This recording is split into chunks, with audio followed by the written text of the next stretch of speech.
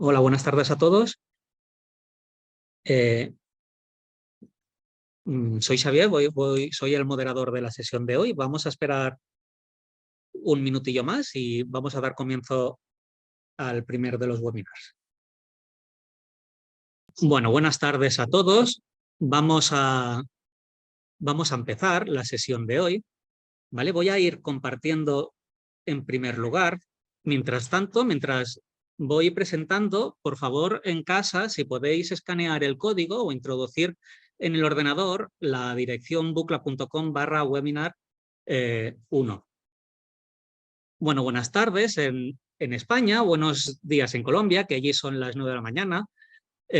Muchas gracias por vuestra participación en este ciclo de webinars titulado Problemáticas alimentarias y nutricionales en Colombia y región de Antioquia, un análisis global hacia los objetivos de desarrollo sostenible y la cooperación universitaria, y que se va a ir celebrando durante los próximos miércoles hasta el 26 de octubre. Mi nombre es Xavier Fernández, Hospital, y junto a María Fernanda Fernández León, que también está conectada, ambos somos profesores de la sección departamental de Farmacia Galénica y Tecnología Alimentaria de la Facultad Veterinaria de la Universidad Complutense de Madrid. Y ambos vamos a moderar la sesión de hoy, titulada Análisis crítico del contexto socioeconómico en Colombia y la región de Antioquia. Este ciclo de webinars se encuadra en un proyecto de cooperación entre la Universidad Complutense y la Universidad de Antioquia, y ha sido posible gracias a la financiación recibida por la convocatoria de ayudas de proyectos de cooperación que contribuyan a la consecución de los Objetivos de Desarrollo Sostenible de la UCM 2022. En la sesión de hoy van a participar Michela Espinosa Reyes, especialista senior en alimentación y lucha contra la malnutrición de FAO, y ella se encuentra en Bogotá, Colombia. Y también va a participar la profesora Lorena Patricia Mancilla López, de la Escuela de Nutrición y Dietética de la Universidad de Antioquia. Para los que no conozcáis esta institución, la Universidad de Antioquia es una de las mejores universidades públicas de Colombia y Latinoamérica, y su sede central se encuentra en Medellín. Bien, antes de empezar el ciclo, me gustaría informar del funcionamiento general de las sesiones. En primer lugar, todas las sesiones van a ser grabadas. En segundo lugar, durante la sesión, los micros van a estar desactivados y las preguntas que queráis formular deberéis escribirlas en el apartado de preguntas, de manera que serán contestadas en la última fase al finalizar las intervenciones de Michela y la profesora Lorena. Y en último lugar, lo que os he comentado antes, el código QR que habéis compartido, que estoy compartiendo, ¿vale? Me gustaría, no sé, uy, no hay ningún participante aún. Así, vale.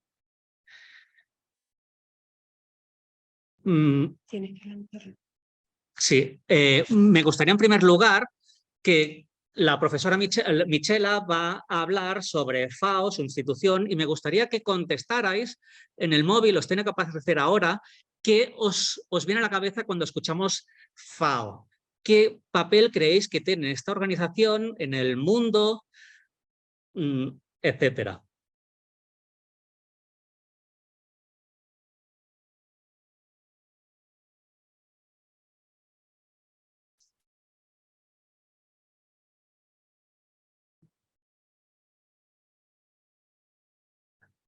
Bueno, muy bien, Michela, yo creo que van saliendo aspectos que creo que todos ellos definen bastante bien el papel que realizáis en tu organización.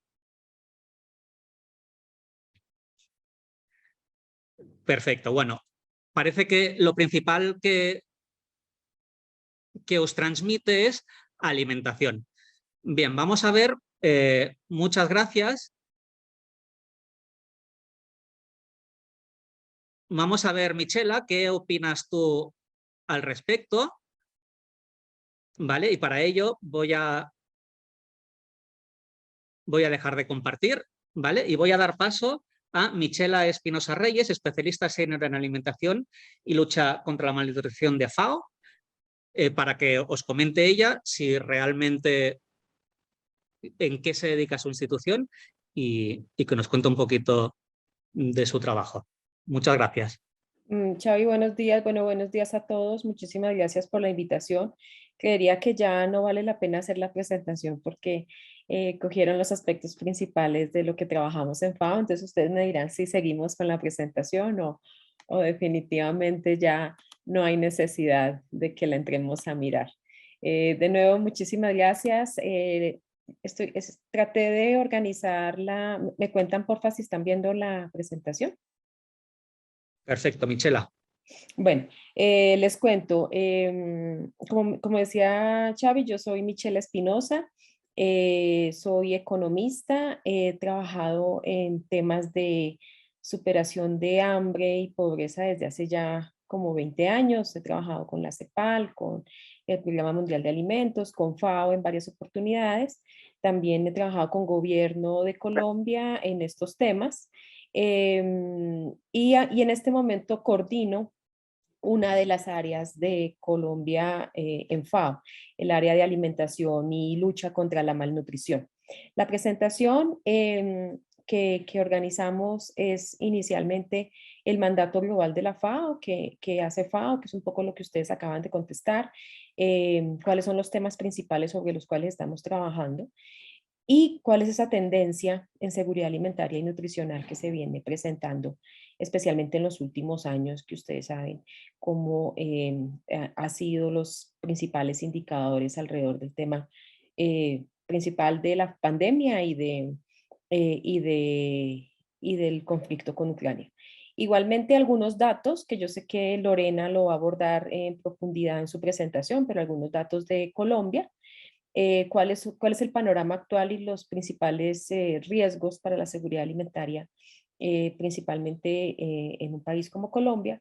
Y finalizaría con cuáles son los principales retos que tiene el gobierno actual y que lo ha manifestado en los diferentes escenarios alrededor de su plan de gobierno y que estarían contenidos como en la ruta en los próximos 4 años. Colombia hace poco cambió de presidente en el mes de agosto, entonces estamos revisando inicialmente como cuáles son los principales retos de este gobierno alrededor de estos temas. Entonces, para iniciar, ¿cuál es ese mandato global de FAO? Pues FAO principalmente, pues como su sigla en inglés lo dice, trabaja alrededor del tema de la alimentación y de la agricultura. Su principal objetivo está alrededor del cumplimiento, perdón, de la Agenda 2030. ¿Cómo podemos fomentar los sistemas alimentarios para hacerlos más sostenibles, inclusivos y resilientes? Ustedes saben que el año pasado se realizó la Cumbre Mundial de los Sistemas Alimentarios y gran parte del sistema de las Naciones Unidas está en este momento trabajando alrededor de estos temas. ¿Y cómo podemos lograr una nutrición, una mejor vida, eh, un medio ambiente mejor alrededor de las acciones que estamos trabajando? Este mandato de FAO principalmente lidera pues todos los esfuerzos para combatir el hambre y la malnutrición.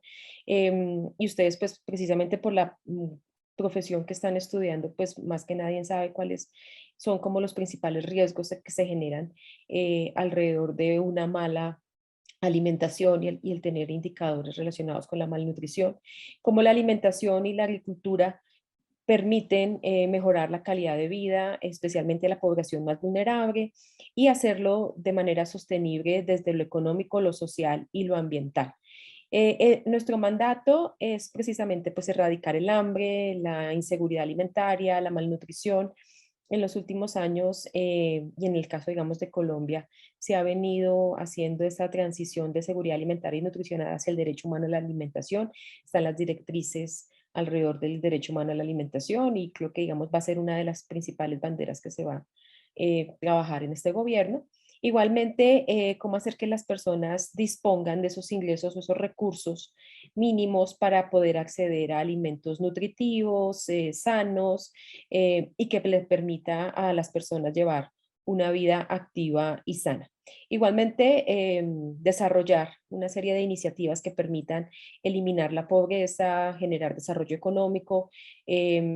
Está bien investigado la relación que existe entre tener una mala alimentación, una mala nutrición a lo largo del ciclo de vida y el desarrollo económico, cómo eso influye principalmente al tener unos altos niveles de inseguridad en el marco de la seguridad social, de costos laborales, de enfermedades crónicas no transmisibles, los costos que eso genera al sistema de salud, de protección social, y esto también cómo incide en el mal desarrollo a nivel académico, laboral, y que le pega fuertemente al tema de crecimiento económico.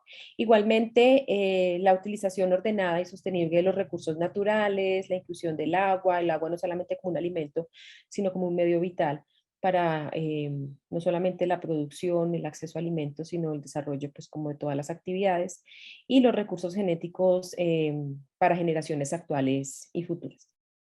Estos son como en el marco general, el marco estratégico de FAO a 2031, se establecieron como 4 mejoras, como unas metas alrededor de los cuales todas las oficinas de FAO a nivel mundial vienen trabajando alrededor de 4 temáticas que son denominadas mejoras, y sobre los cuales cada una de ellas está relacionada con un objetivo de desarrollo sostenible.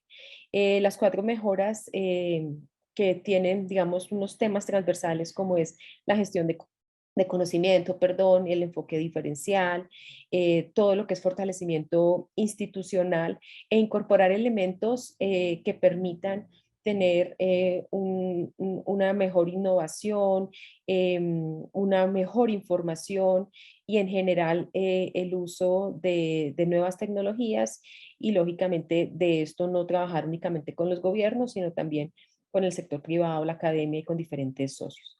Las 4 mejoras sobre las que trabajamos está alrededor del tema de producción, que precisamente está orientada a lograr una producción sostenible, la resiliencia de los sistemas alimentarios en condiciones climáticas y ambientales que pues definitivamente es uno de los factores principales sobre los cuales está sujeta la seguridad alimentaria y nutricional. La nutrición, que pues como su objetivo principal es ponerle fin al hambre, a las diferentes formas de malnutrición, lograr una seguridad alimentaria y mejorar la nutrición en todas sus formas, de manera tal que la población pueda acceder a dietas saludables. La tercera mejora está relacionado con los medios de vida, es decir, poner el fin a la pobreza, promover el crecimiento económico, la reducción de desigualdades, promover acciones de resiliencia y poder encontrar ese nexo humanitario entre lo humanitario, el desarrollo y la generación de un espacio que prometan por la paz. Y la última mejora está relacionada con el medio ambiente, que es promover, proteger y hacer un uso eficiente de los recursos naturales, el uso sostenible en el marco de los ecosistemas terrestres, marinos y lógicamente la relación que esto tiene con el cambio climático. A nivel nacional, ya en Colombia, nosotros en los últimos años, bueno, nosotros tenemos casi que presencia en los 32 departamentos a nivel nacional. En los últimos 5 años hemos tenido presencia en todos ellos. En Colombia hay aproximadamente 1.100 municipios, algo así, de los cuales tenemos presencia en casi 250 municipios. Hemos logrado canalizar más de 200 millones de dólares. Y trabajamos en programas, proyectos, no solamente con recursos de cooperación internacional, sino también recursos del gobierno, tanto nacional como local. Y estos son como los principales temas en los que nos hemos enfocado en cada una de esas mejoras. En la mejora del medio ambiente, por ejemplo, estamos trabajando temas de cuencas, temas de manejo forestal sostenible, de sistemas agroalimentarios, todo lo que es agricultura climáticamente inteligente, monitoreo de la biodiversidad, el link que hay entre la producción de alimentos en un marco sostenible y de recuperación de medios medios ambientales, el turismo sostenible, manejo integral del paisaje, también es, digamos, de los principales temas en los que hemos trabajado. Todo lo que es monitoreo de la biodiversidad, del bosque, el agua, el suelo, bueno, son como algunos de los principales temas que en Colombia hemos venido desarrollando. Frente a la mejora de medios de vida, pues hay unos proyectos que se desarrollan principalmente en población que está en situación de alta vulnerabilidad, que es la recuperación rápida de los medios de vida, de la producción agropecuaria, especialmente en zonas altamente vulnerables, la evaluación de pérdidas y daños en el sector agropecuario. Se trabaja en el marco de unas mesas agroclimáticas a nivel territorial, modelos de agricultura sostenible y resiliente al cambio climático, la generación integral del riesgo de desastres y adaptación al cambio climático. Son como algunos de los principales proyectos en esta mejora. Frente a la mejora de producción, ahí básicamente hemos trabajado o estamos trabajando con proyectos de producción de alimentos, de análisis de sistemas de abastecimiento, circuitos cortos de comercialización, compras públicas. Hemos apoyado a poder generar una ley de compras públicas. Estamos como acompañando al gobierno para mirar de qué forma esto se puede hacer una implementación no solamente a nivel nacional, sino a nivel territorial, que mejore el acceso a mercados de los pequeños agricultores, mejorar la asociatividad territorial, la agricultura, proyectos de agricultura por contrato, de extensión rural, un fuerte trabajo con el sector privado, igualmente la innovación de tecnologías de agricultura digital, de redes de innovación, y bueno, y muy fuertemente todo el tema de proyectos con participación activa de la mujer, especialmente pues como uno de los actores principales en la toma de decisiones alrededor del tema de seguridad alimentaria y el apoyo también a la construcción de política pública relacionado con los temas de comercialización y demás. Y dejé de últimas la mejora de nutrición, porque es en donde más yo he venido trabajando. Como les mencionaba, coordino un área de alimentación y lucha contra la malnutrición, y ahí lo que hemos venido acompañando principalmente al gobierno nacional ha sido la construcción de políticas alrededor del tema de seguridad alimentaria y derecho humano a la alimentación, no solamente a nivel nacional, sino a nivel territorial, toda una estrategia de ambientes alimentarios saludables, donde incorporamos elementos de educación alimentaria y nutricional en el ambiente escolar, en el ambiente familiar, en el ambiente laboral. Igualmente, el tema de pérdidas y desperdicios de alimentos ha sido uno de los principales trabajos que se ha desarrollado a nivel nacional. Contamos con una ley de pérdidas y desperdicios de alimentos. Se está trabajando en una política de pérdidas y desperdicios. Se tiene un decreto, pero la idea es que con este nuevo gobierno se pueda tener una política fuerte alrededor de este tema. Igualmente, hemos estado acompañando al gobierno en todo lo que ha sido la apuesta nacional alrededor del tema de sistemas alimentarios sostenibles, que es lo que fue la Cumbre Mundial de Sistemas Alimentarios, y otros temas relacionados con protección social y seguridad alimentaria y nutricional. Eso sería como a grandes rasgos lo que hacemos desde FAO, cuáles son nuestros principales temas, los principales retos alrededor de temáticas. Y ahora pasaríamos a mirar un poco el estado actual de la seguridad alimentaria, unos análisis, porque ustedes creo que lo hablábamos con Xavi hace algunos días. em, ha sido como los informes que ha sacado la FAO alrededor de el estado de la inseguridad alimentaria a nivel mundial. ¿Cuáles son? Hay diferentes fuentes. Hay un informe que se llama El estado de la seguridad alimentaria, que sale cada año. Es un informe que sale más o menos como hacia el mes de julio. Antes salía en octubre en el marco del Día Mundial de la Alimentación. En octubre, el 16 de octubre se celebra a nivel mundial el Día Mundial de la Alimentación y siempre se hace una conferencia mundial, un comité mundial relacionado con el tema en Roma, en la sede de FAO de Roma. Ahora este informe sale más o menos hacia mitad de año, entre junio y julio, y hay otro informe que por eso quise presentar esta diapositiva, que es el informe sobre la crisis alimentaria global, que son dos fuentes diferentes, son indicadores diferentes y nos van a dar, pues de alguna u otra forma, un diagnóstico general de lo que está pasando alrededor de estos temas. El reporte de Sophie presenta principalmente el indicador de su alimentación, y esto pues es precisamente el número de personas que presentan inseguridad alimentaria a partir de un indicador, de dos indicadores, tanto el indicador de su alimentación como el indicador FIES, que es el de percepción de seguridad alimentaria.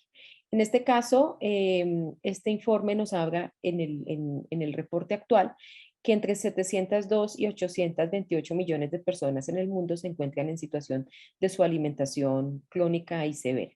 Es decir, que se trata de la incapacidad para satisfacer precisamente las necesidades alimentarias evaluadas por el indicador de los ODS, el 2.11, y se calcula con estadísticas que provienen de los países principalmente.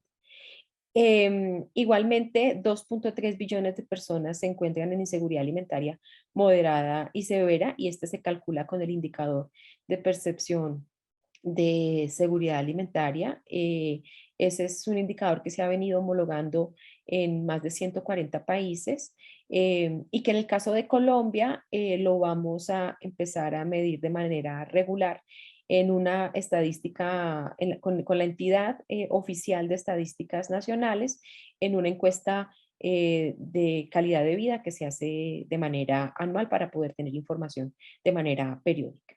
Y el otro indicador que tenemos es el informe sobre la crisis alimentaria, que ha sido, digamos, uno de los principales indicadores que ha generado mucha controversia, especialmente en nuestro país, y es porque este mide aquellas, como el nivel de crisis en inseguridad alimentaria aguda que presenta la población en situaciones esporádicas, porque están en confinamiento, porque es población en situación de desplazamiento, o porque definitivamente está en unas regiones donde por diferentes escenarios, llámese conflicto, llámese por crisis climática, está presentando dificultades para el acceso de alimentos. El último informe nos habla de 193 millones de personas en 53 países principalmente, que están presentando un alto riesgo precisamente en inseguridad alimentaria.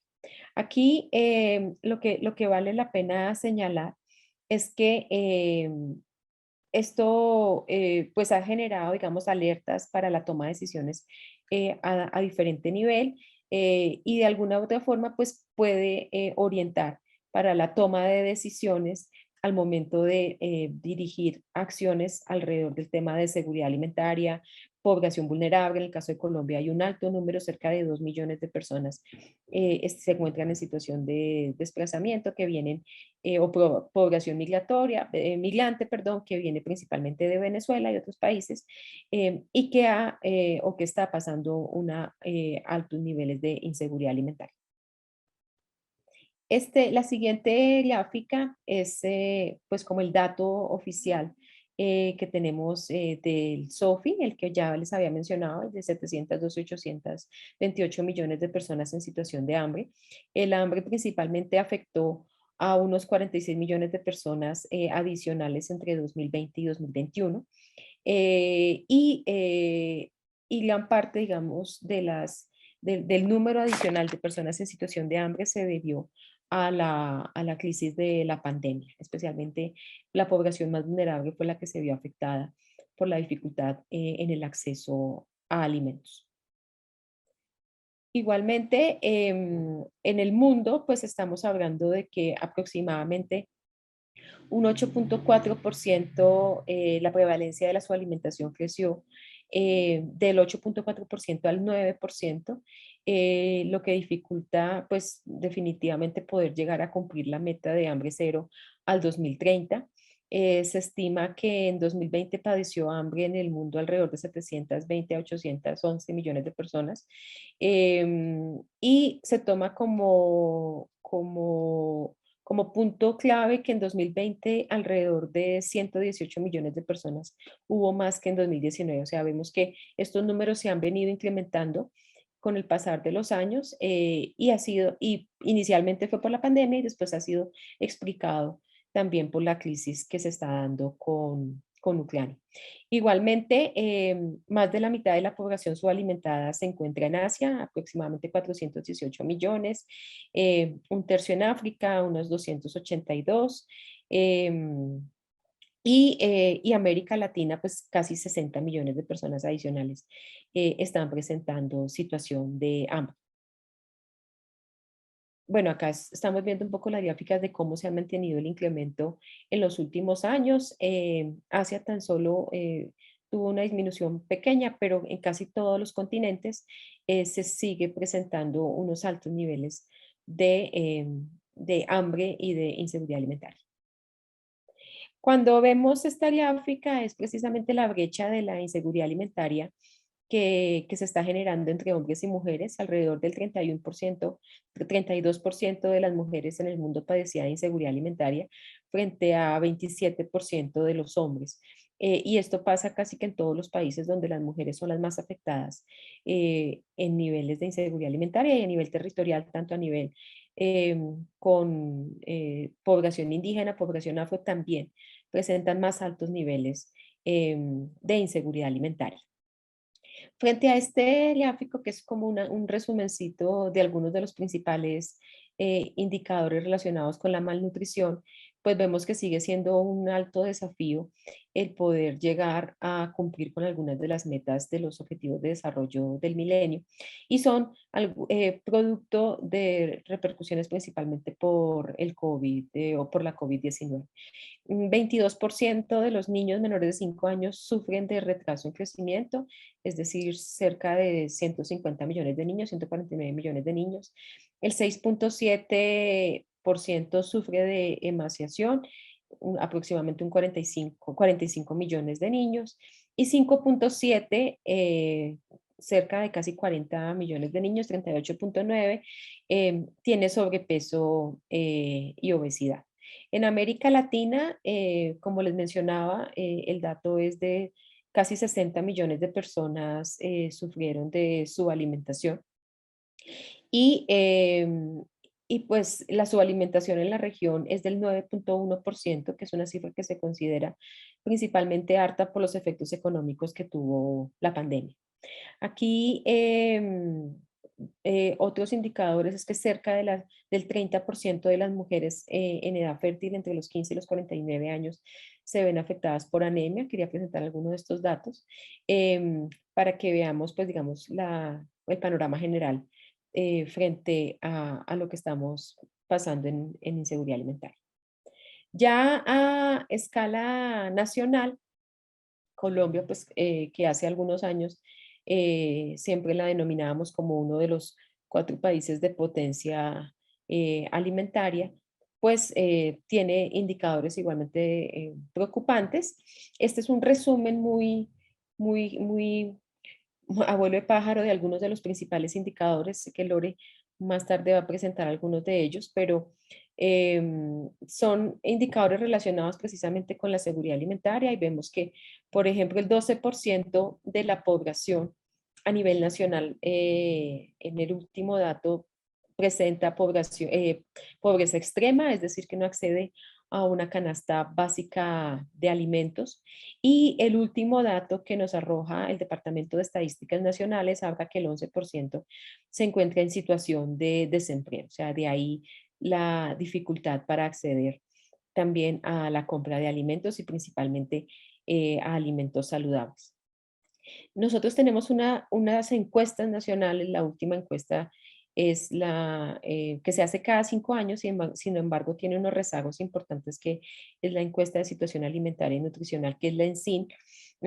Se hace cada 5, la última edición fue del año 2015, cuyos resultados salieron más o menos como en 2018, y estamos esperando pues poder avanzar en la última versión de la ENSIN, que resultados pues creería yo que los tenemos, si nos va bien, en 2023-2024. Entonces, la última de las encuestas nos habla que aproximadamente el 54% de los hogares se encuentran en inseguridad alimentaria. Esto es aplicando la escala latinoamericana de seguridad alimentaria y del Caribe que se ha venido aplicando desde el 2005, con algunos pequeños ajustes. Igualmente, que mencionábamos el tema de pérdidas y desperdicios de alimentos, el último dato del Departamento Nacional de Planeación es que cerca de 9.7 millones de toneladas se pierden y desperdician. El DANE sacó una encuesta que es la de Pulso Social, en el que contrasta el consumo de 3 comidas antes y después de la pandemia, y aproximadamente 20 puntos porcentuales disminuyó el número de familias que acceden a las 3 comidas, teniendo el 74% en 23 principales ciudades que acceden a las 3 comidas. Sobrepeso y obesidad, siguiendo con los indicadores de malnutrición en población adulta, el 56% de la población presenta sobrepeso y obesidad. Y algunos datos de FAO habla que cerca de 3.5 millones de personas no accede a una dieta saludable y 4.2 millones se encuentran en situación de su alimentación. El 10.3% de los niños menores de 5 años se encuentran en desnutrición crónica, estamos hablando que el número de casos de niños con muertes asociadas por desnutrición y de casos por desnutrición aguda sigue siendo importante, principalmente en algunas regiones con altos niveles de vulnerabilidad, como región Caribe y Pacífica. Lo voy a pasar súper rápido. Estos son solamente la desagregación de algunos de los datos de la ENSIN que les mencionaba. Si bien el 54% a nivel nacional presentaba inseguridad alimentaria, aquellos hogares que tienen jefatura femenina se aumenta en el 57% en inseguridad alimentaria, en población indígena el 77% y en población afro casi que el 70%. Y aquí pues está presentado por regiones, entre leve, moderada y severa, y lo que mencionaba entre algunos grupos poblacionales. Y en niños menores de 5 años, pues vemos el dato de sobrepeso del 6.3% y lactancia materna sigue siendo un dato preocupante en Colombia, con solamente el 36% de los niños menores de 6 meses reciben lactancia materna exclusiva, y los efectos que ustedes saben que tienen sobre el estado de salud y nutricional de los niños. Igualmente los datos de sobrepeso y obesidad, que ya los habíamos visto. Quería presentarles estas cifras de pérdidas y desperdicios de alimentos. Bueno, solamente como para hacerles un recorderis, pues pérdidas suceden principalmente durante la etapa de producción, pues cosecha, almacenamiento y transporte. En esa primera etapa de la cadena, los desperdicios se dan durante la distribución y el consumo, y están relacionados principalmente pues como a la dieta, el comportamiento de las ventas al mayor, minoristas, restaurantes, y ahí tenemos un rol importante nosotros como consumidores. Pues lógicamente no solamente es botar los alimentos, sino los impactos que eso tiene frente a la disponibilidad local y mundial de alimentos, las pérdidas que se generan en los ingresos a los productores, el aumento de precios que se da a los consumidores, y el derroche que en términos de recursos y energía se generan, lógicamente, pues todas las emisiones de gas de efecto invernadero que se están generando al producir esos alimentos y botarlos. A nivel mundial, estamos hablando que alrededor del 14% de los alimentos producidos desde la etapa posterior a la cosecha hasta la venta al por menor se están perdiendo, perdón. En el mundo se pierde principalmente cereales y legumbres con el 8%, el 21% en frutas y hortalizas, el 11% en carnes y productos de origen animal y el 25% de raíces y tubérculos. En el caso de Colombia, estamos hablando del 34%, perdón, del 34% de los alimentos que están producidos con miras al consumo se pierden y desperdician. Ay, perdón, qué pena. Y había un dato, que este dato ya no lo estamos usando, pero quería mencionarlo, y es que el total de alimentos que se están botando en Colombia serviría para alimentar casi que 8 millones de personas. Este dato ya no se usa porque estamos hablando que son 8 millones de alimentos, pero tendríamos también que hacer el análisis de la calidad misma de los alimentos. Entonces, por eso solamente quería mencionarlos como un dato que lo tuvieran en cuenta. De esas 9.7 millones de toneladas que botamos en Colombia, el 6.2 millones se pierden, es decir, en la primera etapa de producción, y 3.5 se desperdician. Y estos son los grupos principales de alimentos en los que estamos votando, donde estamos votando los principales alimentos. 6.1 en frutas y verduras, 2.4 millones en raíces y tubérculos, 772 en miles de toneladas en cereales y así. Y lo que es más preocupante es que pues estamos botando los nutrientes críticos, principalmente de vitamina A, hierro y zinc, que se desperdician en alimentos como frutas, verduras, carnes y pescado. Entonces, pues vemos la paradoja frente a este tema y por eso quería mencionarlo. Ya para hablar frente a los principales riesgos de la seguridad alimentaria, asociado no solamente con el tema de la pandemia, sino con lo que se está sucediendo en Ucrania, es precisamente que tenemos como tres renglones básicos donde podemos tener efectos importantes. Uno, en todo lo que es la alimentación y la agricultura a nivel macro y a nivel humanitario. En la alimentación y la agricultura, pues es obvio el precio, cómo se ha incrementado tanto de semillas, pesticidas, fertilizantes, la reducción en la producción que se ha venido dando principalmente en aquellos países que son altamente dependientes del uso de fertilizantes, las dificultades que se ha tenido en comercio y esto en el precio de los alimentos. Colombia ha tenido unos altos niveles de inflación alrededor de los alimentos, eh,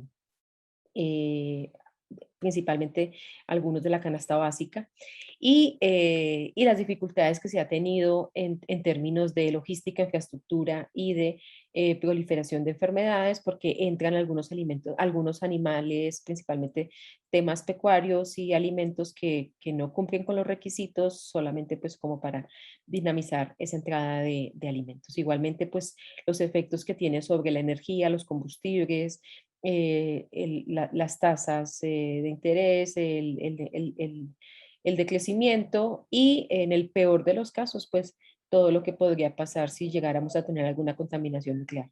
Y frente al tema humanitario, y aquellos que trabajan en los temas humanitarios saben las dificultades que están generando para el tema de alimentación, el poder comprar alimentos a buenos precios y poderlos distribuir a la población que está en situación de alta vulnerabilidad, los recursos destinados para el ejercicio humanitario y lógicamente la poca ayuda o la disminución en la ayuda que se puede dar a los flujos migratorios. Entonces, ¿cuáles serían esos principales riesgos? ¿Cuáles son esos principales riesgos alrededor del tema de la seguridad alimentaria? Pues se debe generar pues, esos compromisos y flexibilidades alrededor de las reglas que se dan en el comercio, en la Organización Mundial de Comercio, la reorientación en el apoyo principalmente a los agricultores, porque definitivamente muchos de ellos ya no van a especializarse en la producción de alimentos nutritivos, sino en generar producción de alimentos en general, y eso pues va a tener un peso importante frente al acceso a una dieta saludable. la necesidad de tener subsidios fiscales a los consumidores y lógicamente algún tipo de ayudas a los productores. La agricultura sigue siendo uno de los renglones claves para la generación de empleo y esto puede de alguna u otra forma verse impactado, especialmente pues, por las dificultades en el acceso a los agroinsumos y demás. Y la financiación del desarrollo internacional sería necesaria pues, para los principales países de ingresos bajos y en algunos casos ingresos medios, donde definitivamente pues, los recursos públicos van a disminuir y los apoyos y compensaciones a los productores van a ser menores. Igualmente, lo que mencionaba, las políticas humanitarias se pueden ver afectadas principalmente pues, por la dificultad en el acceso a la atención y los recursos que no son nunca suficientes. Y a esto lo combinamos con todo el efecto climático. Estamos sufriendo pues, en algunas regiones altas lluvias. Ustedes han visto lo que ha pasado esta semana, que le pega no solamente a la alta vulnerabilidad de la población, sino a la producción de alimentos de manera general. ¿Cómo se pueden intervenir precisamente en la cadena de suministros de alimentos, especialmente de alimentos que son nutritivos? Cómo podemos hacer intervenciones como desde ese doble enfoque sociales y productivas que permitan que puedan tener ingresos suficientes y acceder a unos alimentos saludables, pero también a una generación de ingresos que le permitan a la población tener una mejor calidad de vida. Hay un tema que no lo mencionamos mucho y es precisamente el fortalecimiento de esos entornos alimentarios, la introducción de comportamientos, hay unas políticas que se vienen generando alrededor del tema de etiquetado, de impuestos a los ultraprocesados, a las bebidas azucaradas y en general acciones que permitan no solamente que la población tenga conocimiento alrededor de estas temáticas, sino que pueda generarse también estrategias de información, educación y comunicación que permita que la población en general desde los primeros años de vida cuenten con una toma, con una información completa para la toma de decisiones. Ya para finalizar, frente a este tema de los retos con nuestro nuevo gobierno y cuáles son como las principales apuestas. La idea es que nuestro gobierno quiere avanzar en la realización del derecho humano a la alimentación, a soberanía alimentaria, principalmente los derechos humanos para la dignificación de los diferentes grupos sociales, cómo se avanza en una economía productiva sostenible basada en el trabajo, también reconocer el papel de la mujer y el cuidado, los costos asociados al cuidado que se da a nivel general y cómo podemos definitivamente proteger eh, la calidad de vida de cada una de nuestras poblaciones, especialmente las más vulnerables. Hay un tema que se ha venido trabajando desde los acuerdos de paz y es precisamente la creación del sistema para la garantía progresiva del derecho a la alimentación. En el punto número 1 de la reforma rural integral, Colombia debería avanzar en la formulación de ese sistema. Es algo que se ha venido trabajando también a nivel legislativo y la idea es que podamos avanzar al respecto. Poder tener esa política alimentaria y nutricional en las zonas rurales orientada precisamente a ese derecho a la alimentación que responda no solamente a las características territoriales, sino también poblacionales, establecer como esos grupos territoriales con una alta participación de la sociedad civil, creo que es, digamos, uno de los principales retos, y cómo hacerle frente a los indicadores de malnutrición, desnutrición, muertes por y asociadas a la desnutrición, es uno de los principales retos del gobierno nacional. En este momento se constituyó inicialmente un grupo de empalme que hizo una revisión como de todos estos indicadores y de los presupuestos disponibles que hay alrededor de este tema. Hay otro grupo que se ha venido constituyendo bajo el liderazgo del Ministerio de Agricultura. No sabemos exactamente cómo se vaya o cuáles son los resultados que se vaya a arrojar de estos grupos como consultivos, pero uno de los principales mensajes que ha dado el gobierno nacional es que se tiene que crear un plan de choque para que la población más vulnerable acceda a alimentos. y los criterios de focalización estarían en poblaciones con altos niveles de inseguridad alimentaria. Estaría también asociado a población con una alta incidencia por muertes asociadas a la desnutrición y que estén afectados por altos niveles de precios en los alimentos.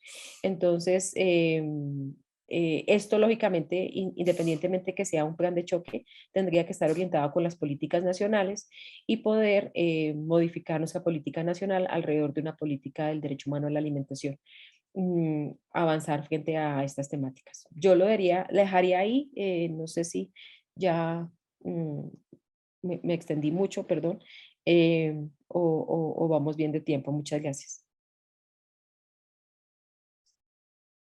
Nada, muchas gracias, Michela. No te preocupes que ha sido muy bien de tiempo, así que fenomenal. Muchísimas gracias. Nada, muy interesante lo que has estado hablando, toda la información, los datos que has aportado de Colombia, la información de FAO, que yo creo que has contado cosas que la gente no conocemos del trabajo que realizáis. Así que nada, muchísimas gracias.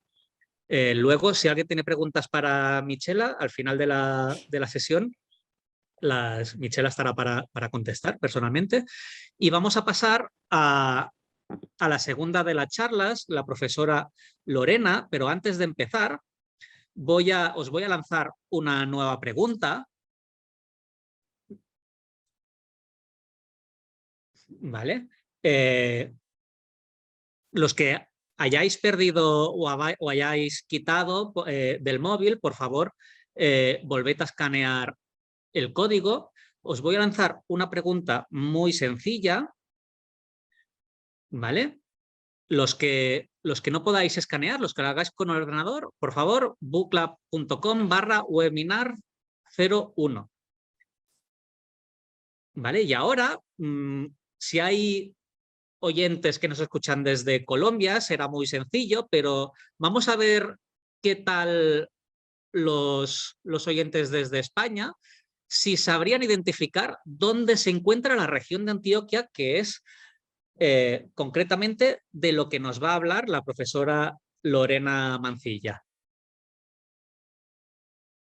Para ello tenéis que, en vuestro dispositivo os saldrá la imagen y tenéis que simplemente marcar la zona donde creéis que se encuentra la región y no sé si hay que darle a validar, ¿vale? Y le dais a validar. Bueno, vemos que parece que está por el norte, pero hay gente que más hacia al este. Bueno, vemos que en general estáis diciendo que está por el norte. Muy bien, hay alguien que considera que la región de Antioquia casi está tocando el Amazonas. Bueno, ya habéis respondido bastantes. Vamos a ver ahora que voy a dejar de compartir. Voy a dar paso a la profesora Lorena Patricia Mancilla, ¿vale? Y vamos a ver qué nos comenta y a ver qué dice, si habéis acertado o no habéis acertado en relación a la localización de la región de Antioquia. Nada, profesora Lorena, te doy paso y cuando quieras ya puedes compartir.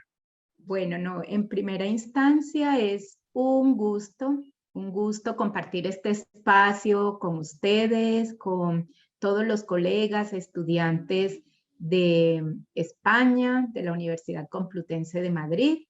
Muchas gracias de verdad la invitación al profesor Xavi, a la profesora Nandi, por hacer este acercamiento y esta articulación que nos tiene de verdad muy contentos este trabajo colaborativo que estamos teniendo entre las dos universidades, que nos estamos conociendo, acercando y esperamos que este sea el inicio pues como de una relación más duradera, perdurable, en el que podamos hacer trabajos académicos bien interesantes de intercambio de asuntos académicos y de experiencias también. Bueno, entonces yo, como ya les había mencionado el profe Xavi, que ya les había hecho pues una breve introducción, soy profesora de la Universidad de Antioquia y en específico de la Escuela de Nutrición y Dietética.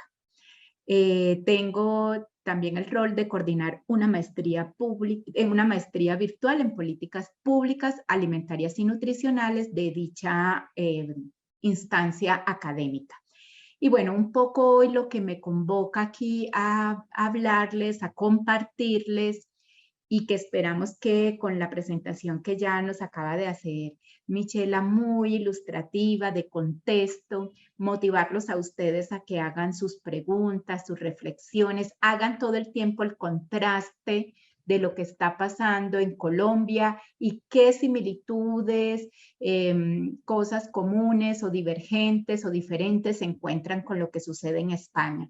Es muy interesante y a eso los motivamos y los instamos a que siempre estén haciendo pues como esa especie de comparación y contraste entre los dos países para que al final podamos hacer una conversación bien amena al respecto. Entonces, luego de este contexto, como les decía, que ya ha presentado Michela, me convoca entonces aquí presentarles ya específicamente de la región de Antioquia, que es un departamento de Colombia, uno de los más poblados de Colombia. Algunos indicadores aquí, vamos a seguir hablando de números, vamos a acudir también a su paciencia y buena retentiva porque vamos a hablar de otras cifras que ya tienen que ver específicamente con Colombia. Entonces, bueno, más o menos para ubicarlos, este es el mapa, ¿cierto?, de la región de América. Y pues acá está Suramérica. Colombia es como la puerta de entrada a Suramérica, es el primer país que se encuentra o donde inicia Suramérica. Tiene una ubicación, entonces, por ello podríamos decir privilegiada, porque está bañado tanto por el Mar Caribe, por el Océano Atlántico, como por el Océano Pacífico, ¿cierto? Y bueno, aquí limita con Panamá, que antes, hace algún tiempo era parte del territorio colombiano, pero que ya no lo es. Limita con Venezuela, con Ecuador, con Perú, con Brasil. Bueno, entonces esta es geográficamente donde ubicamos a Colombia, para que ustedes se vayan enterando de esta posición geográfica. Y a su vez, entonces, el departamento de Antioquia, a ver quiénes contestaron bien, se ubica en esta parte. Este es el departamento de Antioquia. Y es muy interesante porque Antioquia, como observan, tiene también una partecita que es costera, limita pues y tiene mar, en el Mar Caribe, pero también tiene diferentes pisos térmicos, climas, porque también tiene una región más andina, atravesada pues como por la cordillera de los Andes, ¿cierto? Entonces eso le da una variedad de climas, de paisajes muy interesante. Algunos datos para que ustedes los tengan presente. Antioquia, bueno, nuestro país se divide pues por departamentos. Ya les decía a Michela, 32 departamentos. Eso quiere decir que Antioquia es uno de ellos, ¿cierto? Acá no los llamamos provincias, estados, sino departamentos. Ocupa un territorio de 63.612 kilómetros. Es uno de los departamentos más extensos y además más densamente poblado de Antioquia. Y ya les voy a decir que en esta partecita que observan aquí como de color, pues como café, es donde se concentra la mayor población de Antioquia. Y está dividido en 9 subregiones. Estos colores que están acá no son puestos ahí de manera arbitraria, sino que obedecen justamente a las 9 subregiones del departamento de Antioquia. Entonces, como les mencionaba, es un departamento que tiene una riqueza geográfica, cultural, muy diversa, es pluricultural, porque tiene pues una zona costera, tiene una zona más central, tiene también zonas ribereñas bañados por uno de los ríos o por los ríos más caudalosos de Colombia, el río Cauca, el río Magdalena. En fin, entonces tiene una variedad, pues, como les decía, ecológica, climática, diversa. Bueno, habitan aproximadamente 6.5 millones de personas y lo que les decía, más de la mitad de esta población, prácticamente la mitad, o sea, casi 3 millones están en este pedacito que es una de las subregiones que llamamos el Valle de Aburrá, que es donde se encuentra a su vez su capital, que es Medellín. Y la economía pues genera el 13% al PIB colombiano, o sea, tiene una contribución muy importante a todo el Producto Interno Bruto del país. Es la segunda economía, por así decirlo, del país después de Bogotá. Bueno, aquí algunos datos históricos, básicamente pues ustedes saben cómo se comienzan a conformar estas sociedades latinoamericanas, con la conquista española, cuando lo que encontraban en estas tierras eran asentamientos indígenas básicamente. Luego pues con todo este proceso de colonización se da todo este proceso de mestizaje. El departamento inicia realmente en un municipio muy hermoso al occidente, en la región del occidente de Antioquia, que se llama Santa Fe de Antioquia y fue en primera instancia su capital. No fue siempre Medellín como lo es ahora, desde 1584 y ya en 1830, con la desintegración de la Gran Colombia, se conforma pues ya como un estado soberano. Y en 1886 se convirtió en el actual departamento con la desaparición de los Estados Unidos de Colombia, que fueron dos figuras que tuvo Colombia, pues en todo esto se estaba dando en ese momento en 1830, todo el proceso de independencia, acuérdense, de España. Entonces, que lideró pues Simón Bolívar, y primero hacíamos parte de esa gran Colombia con Venezuela y con otros países de la región, pero luego esto se desintegró. Estas son algunas, paso muy general por alguna de las regiones. Esta es el área metropolitana, la ciudad de Medellín, como les mencionaba, la más densamente poblada. Casi la mitad de la población de todo el departamento se ubica acá y es un área de, como vieron, una extensión muy pequeñita. El oriente antioqueño, que es considerado como la despensa agrícola, una de las despensas agrícolas del departamento, aunque en general Antioquia tiene una vocación agrícola muy fuerte, produce, pues en general produce muy buena, tiene muy buena producción agrícola, el café que nos caracteriza también, ¿cierto? A Colombia y también a Antioquia. El nordeste que está pues rodeado pues por ríos y hay mucha minería de oro. Bajo Cauca, que tiene su nombre justamente por uno de los ríos más caudalosos de Colombia, estos dos, el río Cauca, y la región del Magdalena Medio por el río Magdalena, que es el más grande del país. La región de Urabá, que es la costera, como les mencionaba, y donde se encuentra una producción muy extensiva de banano, que básicamente se exporta mucho de lo que del banano se les llega ya o la banana como llaman ustedes, a España, muy posiblemente venga de la región del Urabá antioqueño. Occidente, que ya les mencionaba, es donde estuvo la antigua capital del departamento. El norte es una región que se caracteriza mucho por su producción lechera, y una topografía bastante quebrada de montaña, y el suroeste, muy hermoso también, tiene unos pueblos muy bonitos y se caracteriza sobre todo por la producción de café.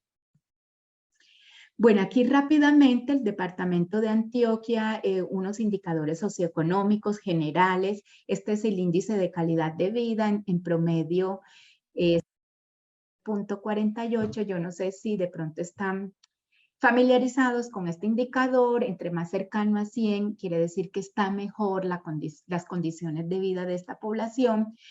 Miren que en promedio pues es un indicador que está relativamente bien, pero falta todavía mucho, ¿cierto? Y la que más tiene este índice de calidad de vida más alto es justamente el área metropolitana, pero encontramos cifras bastante alejadas de ese promedio, como justamente las más periféricas a esa gran urbe que es Medellín, que son justamente la del Urabá y el Bajo Cauca, que no superan el 56 de índice de calidad de vida. Entonces también esto nos muestra que aunque lo mismo, que es pluricultural, muy diversa, y asimismo esconde unas grandes inequidades, ¿cierto? Hay un asunto donde dijéramos, el progreso o el desarrollo se concentra de manera más inequitativa en ciertos sectores y otras regiones más periféricas pues están más rezagadas de este desarrollo socioeconómico. Entonces esto también habla de unas profundas inequidades sociales que tiene el departamento y que esto es en cierta medida un reflejo y una fotografía de lo que sucede en general en Colombia. Colombia, pues desafortunadamente, tenemos que decirlo y admitirlo, tenemos el deshonroso segundo puesto del país más inequitativo de la región de Latinoamérica, y Latinoamérica a su vez es la región más inequitativa del mundo. Eso entonces, por una conclusión muy lógica y simple, nos lleva a ser uno de los países más inequitativos del mundo, ¿sí? Estos datos ya se los presentó Michela, ya hablando un poquito de inseguridad alimentaria para la última gran encuesta nutricional que tuvimos en el país, que desafortunadamente no se siguió haciendo quinquenal cada 5 años, ya presentaba, y esto fue mucho antes de la pandemia, el 54% de los hogares en inseguridad alimentaria. Pero un estudio reciente que realizamos varias universidades del país en esto que es la Alianza pues, Universitaria por el Derecho Humano a la Alimentación, pudimos establecer que esta inseguridad alimentaria, aplicando la misma escala que se aplicó en la ENSIM, es un instrumento que mide la inseguridad alimentaria, un instrumento pues que está estandarizado para el país, y también lo utiliza la FAO. La FAO lo utiliza pues en su versión más corta. Aquí también en esta investigación utilizamos la versión más corta, que nos hace comparables no solo con la ENSIM, sino con los reportes a nivel global o internacional. Ya identificamos que esta inseguridad alimentaria, miren, subió del 54% al 71%. O sea que estamos hablando de más de 20 puntos porcentuales, y gran parte consideramos de este recrudecimiento de la inseguridad alimentaria se debe sin duda a la pandemia, porque este trabajo lo realizamos entre septiembre de 2021 y marzo de 2022. Y bueno, esta inseguridad alimentaria ya Michela les mostró muy ampliamente que tienen diferentes expresiones que hablan justamente de la inequidad. No se presenta ni se distribuye de manera homogénea o igual, sino que cuando comenzamos a escudriñar más exhaustivamente esos datos, nos damos cuenta que esconde esta cifra global, esconde unas inequidades. Entonces, cuando el jefe de hogar es mujer, esa inseguridad alimentaria es más alta. Eso está hablando que estos hogares son más vulnerables, y asimismo por estrato socioeconómico, reflejando un gradiente social. ¿Qué quiere decir eso? Que en los estratos socioeconómicos más empobrecidos, que para el caso de Colombia es el 1 y el 2, esa inseguridad alimentaria supera ampliamente ese promedio. Miren que ya aumenta, o se incrementa del 71.6 al 86%, más de 10 puntos, casi 14 puntos porcentuales, ¿cierto? Mientras que en los estratos 4 a 6, que son los de mejores ingresos económicos, no es que sea muy bajita, pero sin duda se ve esa diferencia, esa brecha tan abismal entre el estrato 1 y los estratos más altos. Asimismo, hay unas condiciones socioeconómicas que hacen que esos hogares sean más vulnerables, más proclives a esa inseguridad alimentaria, entre ellos el nivel educativo del jefe de hogar o de la jefe de hogar, que se considera es la que es el mayor sustento, soporte económico para los hogares y por tanto eso determina la capacidad adquisitiva de los hogares para acceder a esos alimentos. Entonces, cuando la primaria, cuando el jefe de hogar solo obtiene como mayor título, último título, la primaria, la inseguridad alimentaria es del 37% y esa baja a 10% cuando el jefe de hogar ya tiene un título profesional, ¿cierto? Dado por una universidad. Bueno, Antioquia, estos son resultados, también quiero decirles que de una investigación que realizamos en 2019, o sea que estos son datos antes de la pandemia, ¿cierto? Y ya la situación nos estaba mostrando, aún antes de la pandemia, que era bastante preocupante. Y la segunda claridad que debo hacerles es que esta investigación incluyó al Valle de Aburrá, recuerden esta porcioncita pequeñita de tierra que hay aquí, o de territorio casi en el centro del departamento donde se encuentra Medellín, pero no incluyó a Medellín. Es decir, la muestra representativa para Antioquia, porque fue una muestra representativa para cada una de las subregiones, sí tomó a Valle de Aburrá como una subregión, pero no se encuestó, no cayeron hogares en la muestra de Medellín, sino de los municipios aledaños, que es lo que consideramos como el área metropolitana. Entonces, esto también está poniendo de presente un panorama de lo que es Antioquia cuando se incluyen los datos de Medellín y otro panorama u otra fotografía de lo que es Antioquia sin Medellín, que es otra realidad totalmente opuesta. La inseguridad alimentaria en promedio fue del 67%, ¿cierto? Entonces, miren que Antioquia sin Medellín tiene un promedio de inseguridad alimentaria muy alta. Sí, es menor que la que se encontró, pues es mayor de la encuesta en SIN 2015.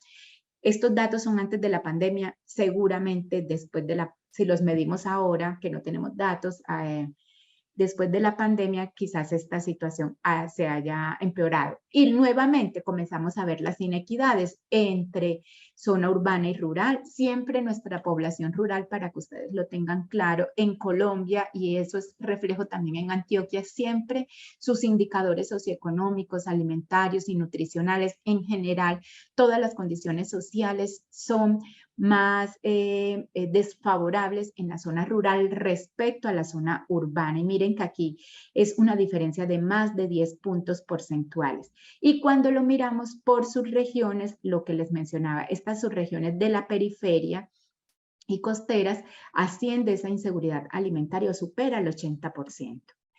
Esta inseguridad alimentaria, entonces, también en Antioquia se vuelve más delicada, es más grave en aquellos hogares que consideramos extensos, es decir, no es donde hay, no son pocos integrantes, son hogares extensos, numerosos, y allí vemos que en la medida que estos hogares son más numerosos, la inseguridad alimentaria aumenta por encima del promedio, cuando los ingresos económicos del hogar son inferiores a menos de medio salario mínimo. En Colombia, esa inseguridad alimentaria está marcando aquí, ¿cierto? Un asunto pues de imposibilidad de acceder a los alimentos. Y miren, es casi que pues en la totalidad de los hogares, en el 90%. Cuando la ocupación del jefe de hogar en el último mes era estar buscando trabajo también. La cifra de inseguridad alimentaria es bastante abrumadora. Y cuando el nivel educativo del jefe de hogar es sin estudios, que llega prácticamente al 80%. Bueno, ¿y qué pasa entre este panorama de Antioquia y España?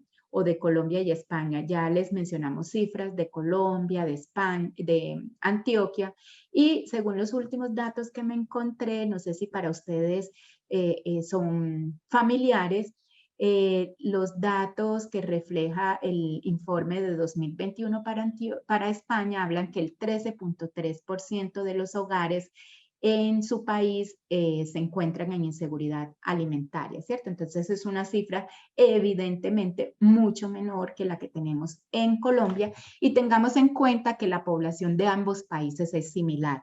Ustedes me corregirán, yo estaba buscando aquí muy rápidamente, afortunadamente uno tiene estos móviles para buscar los datos cuando lo van a acorchar, como decimos aquí en Colombia, cuando le van a preguntar algo que no sabe, y me aparece que para 2020 su población era de 47 millones, muy parecida a la que tiene Colombia, ¿cierto? Entonces somos dos países que en población somos muy similares, pero miren las distancias, las brechas tan importantes que hay en este tema de lo alimentario y lo nutricional. Eso para el caso de ustedes, ¿en qué se traduce? En 2.5 millones de hogares en inseguridad alimentaria, que representan alrededor de 6 millones de personas. No sé si recuerdan el dato de cuántos millones de habitantes tenía Antioquia. Más o menos esta cifra, 6 millones. Es decir, es como, ustedes se pueden llevar el dato hoy en su cabeza haciendo como esta analogía, que la población o las personas que tienen inseguridad alimentaria representa la población, equivale a la población de toda la población de Antioquia, de Colombia. Bueno, en inseguridad moderada y severa, Michela ya nos acaba de explicar muy bien qué significa esto, ¿cierto? Son esos hogares que ya han comenzado, además de la incertidumbre y la preocupación, a tener, a hacer unos ajustes que llevan a sacrificar la cantidad y sobre todo la calidad de los alimentos. Comienzan a disminuir alguna de las comidas del día, ¿cierto? Entonces ya esto es inseguridad moderada o severa. Son 5.2 millones de hogares que representan 2.4 millones de personas, ¿cierto? O sea, de estos 6 millones de personas que ustedes tienen en inseguridad alimentaria, porque la inseguridad alimentaria tiene como unos estadios, unos niveles de gravedad, es la leve, la moderada y la severa. Esos que están en inseguridad severa como tal, de esos 6 millones aproximadamente, 2.4 están en esa moderada o severa. O sea, que si quisieran hacer políticas, que seguro lo hacen, no he estudiado muy bien el caso español, tiene que en primera instancia priorizar y focalizar muy bien. No soy muy amiga tampoco de focalizar, pero los recursos son limitados, se tienen que dirigir, ¿cierto? En primera instancia atender sin duda esta población, que seguro, muy seguramente aquí es especulando y atreviéndome a lanzar algunas ideas, son los hogares que seguro van a tener las similares características, jefes de hogar con niveles educativo bajo, de pronto de las regiones más apartadas, al centro urbano o a la capital, a Madrid, no sé, seguramente los inmigrantes, etc. Bueno, este componente que fue el que lideró una profesora de la escuela que va a estar también acompañándolos en uno de los webinars, este fue un trabajo cualitativo. Aquí ella que identificó que los hogares de Antioquia acuden a estrategias ante una situación de escasez de alimentos, como cuáles son esas estrategias, adecuaciones que hacen los hogares para afrontar esa situación tan adversa, ¿cierto?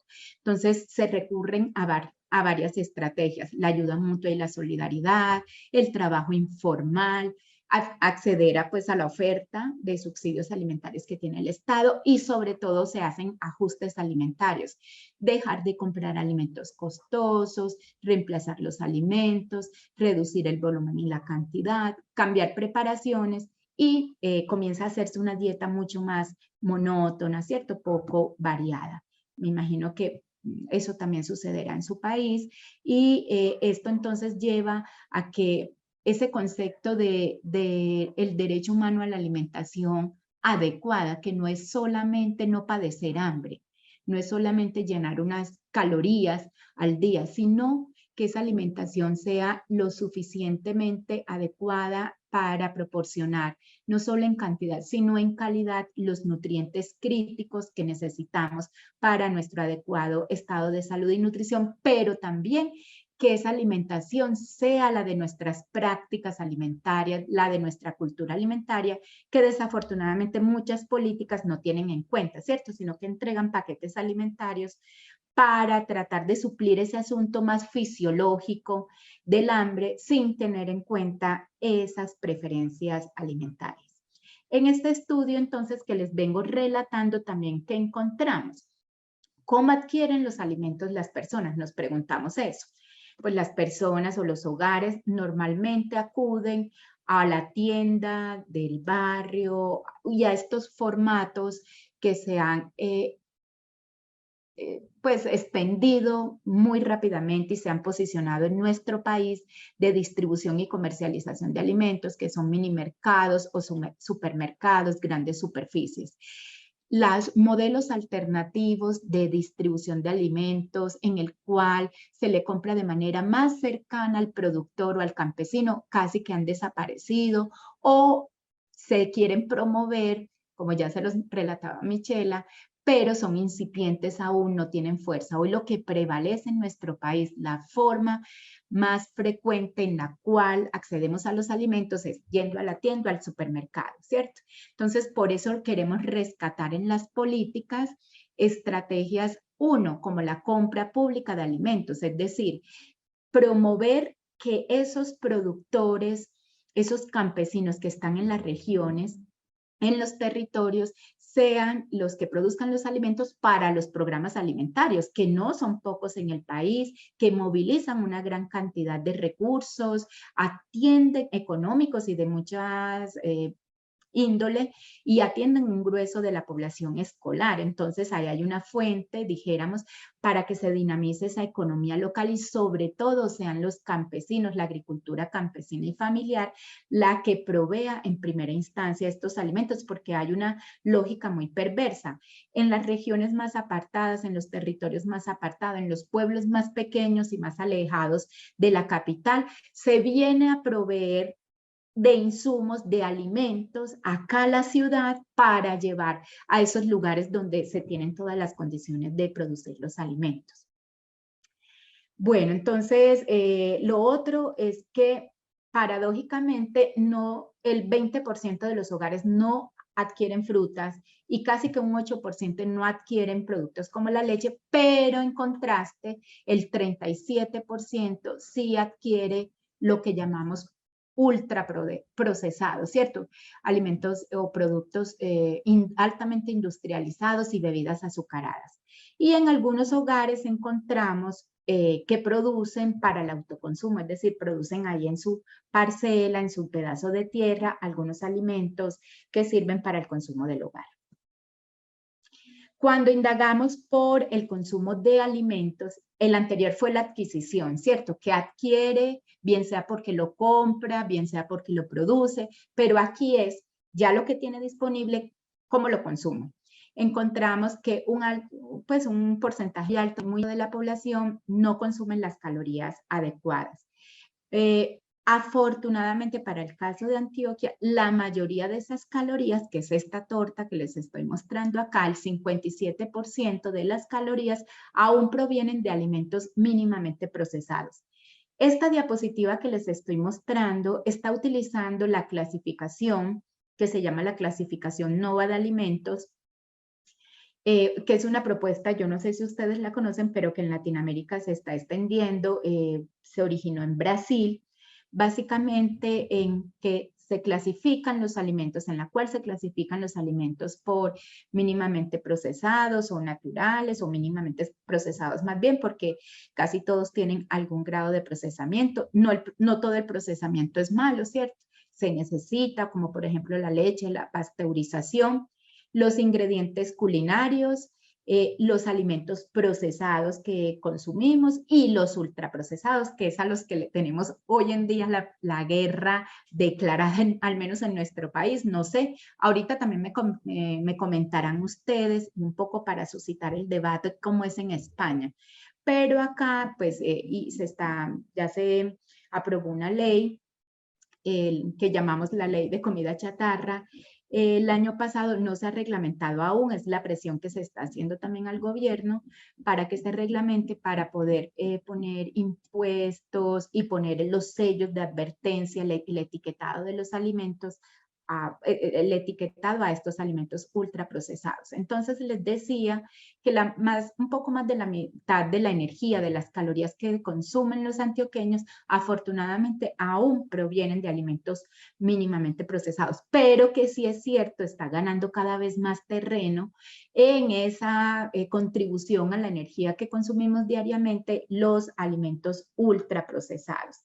Entonces, esto es un tema que hay que trabajar muy fuertemente porque esto está sin duda incrementándose a un ritmo acelerado. Seguro la pandemia también hizo que se consumieran más de estos alimentos y por otro lado lo están asumiendo cada vez más los escolares y los adolescentes.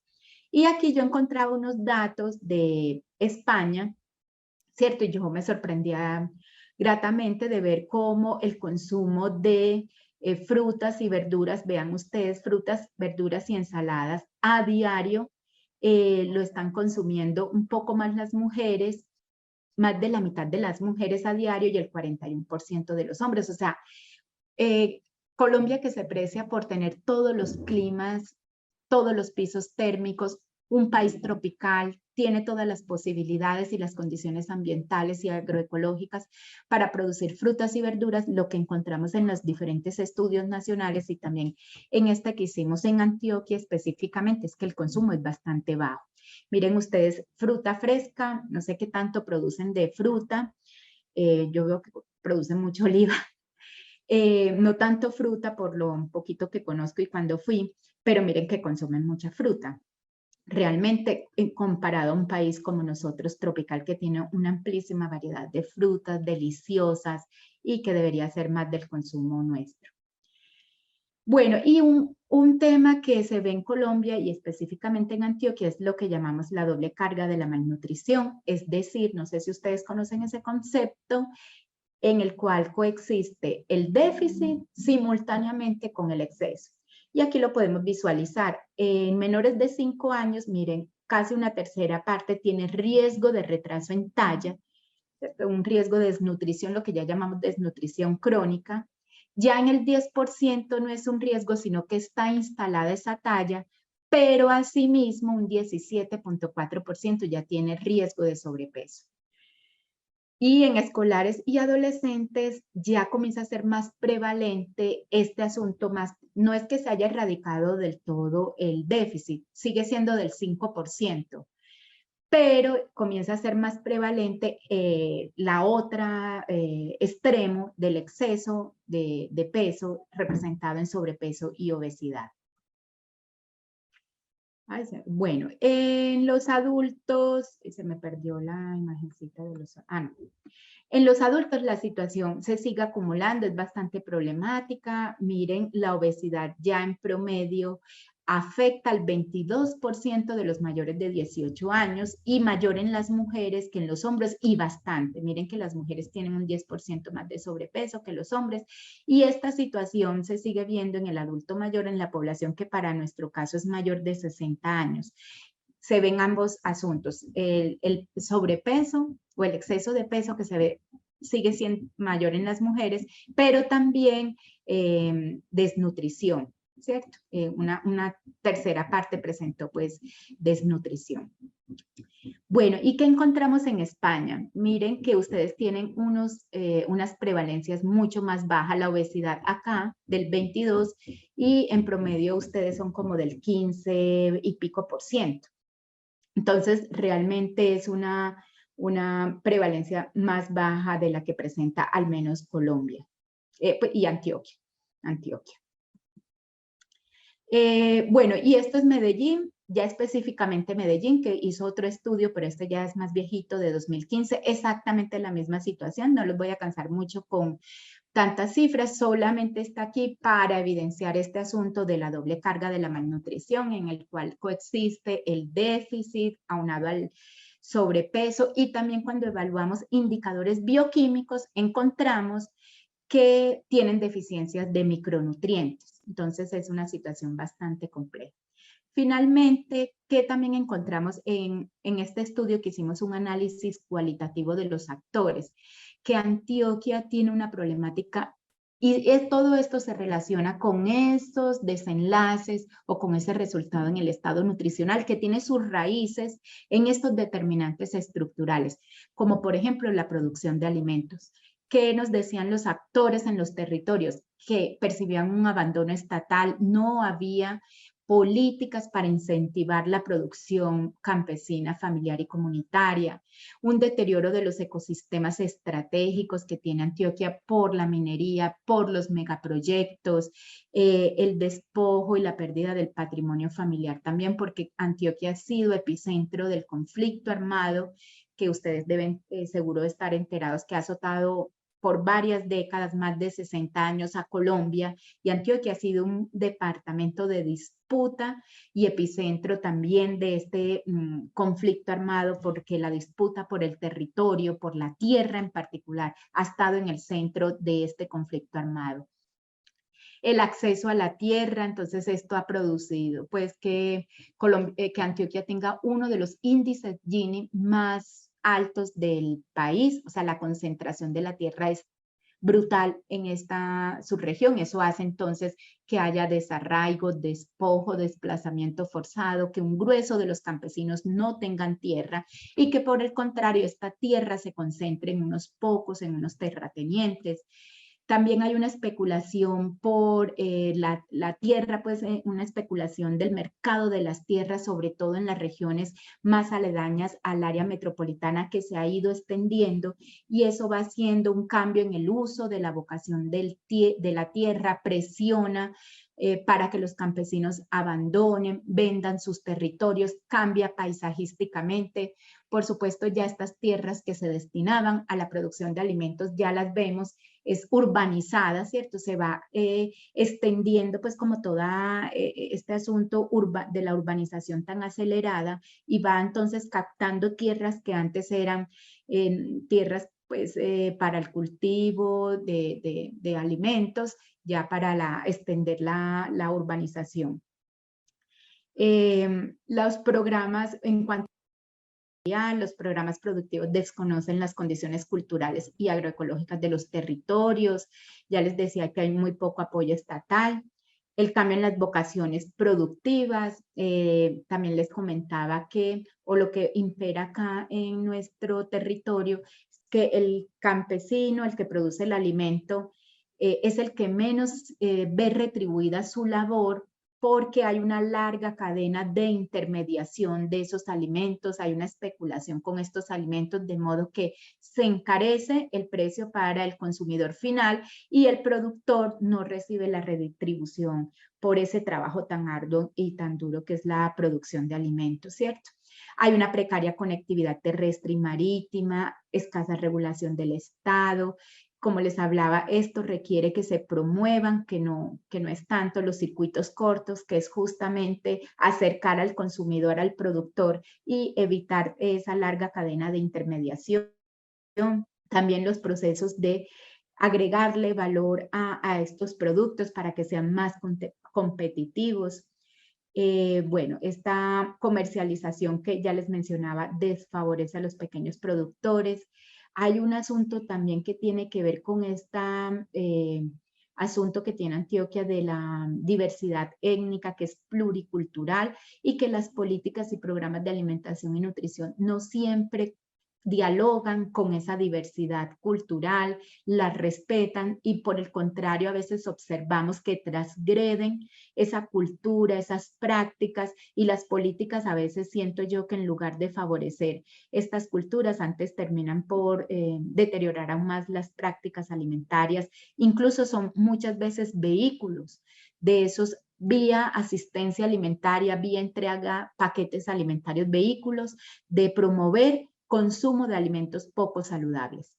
Y las capacidades institucionales para ejecutar, gestionar las políticas de seguridad alimentaria y nutricional en los territorios son muy pocas.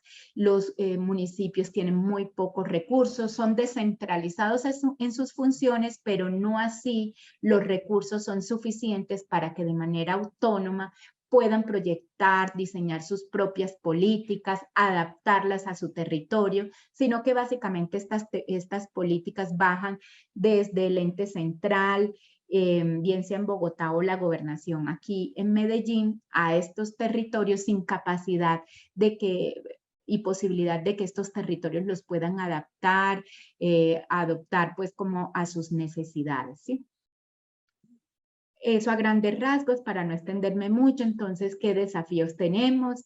El acceso a la tierra, como ya les decía, que es una deuda histórica para los campesinos, para la soberanía alimentaria, si queremos hablar más en clave de soberanía alimentaria que de seguridad alimentaria, aunque ambas se complementan, ¿cierto? Entonces es necesario este acceso a la tierra, que como les decía, en Antioquia particularmente y en todo el país, en toda Colombia, pero en Antioquia es uno de los grandes desafíos y tiene uno de los indicadores, de los peores indicadores en este tema de la concentración de la tierra, la promoción de la agricultura familiar, campesina y comunitaria, una comercialización que sea más para favorecer, más equitativa y justa con el pequeño productor, y también fortalecer programas de protección social en alimentación y nutrición, porque hasta el momento en nuestro país las políticas de alimentación y nutrición básicamente están dirigidas y orientadas a la primera infancia, dejando así desprovista y desprotegida a las mujeres cabeza de hogar, a los adolescentes en gran medida, al adulto mayor. Entonces, y eso sí que nos lo dijo la pandemia, estas políticas se tienen que mantener, se tienen que fortalecer y ampliar a otros grupos,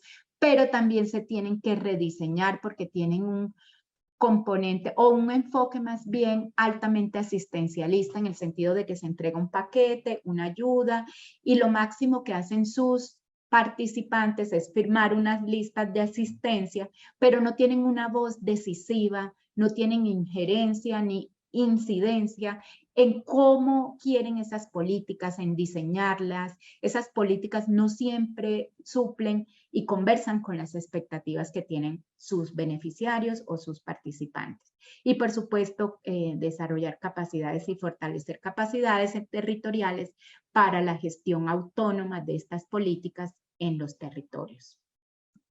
Con esto termino. Muchas gracias por la atención y pues ya quedamos aquí pues muy dispuestos al conversatorio que se va a plantear.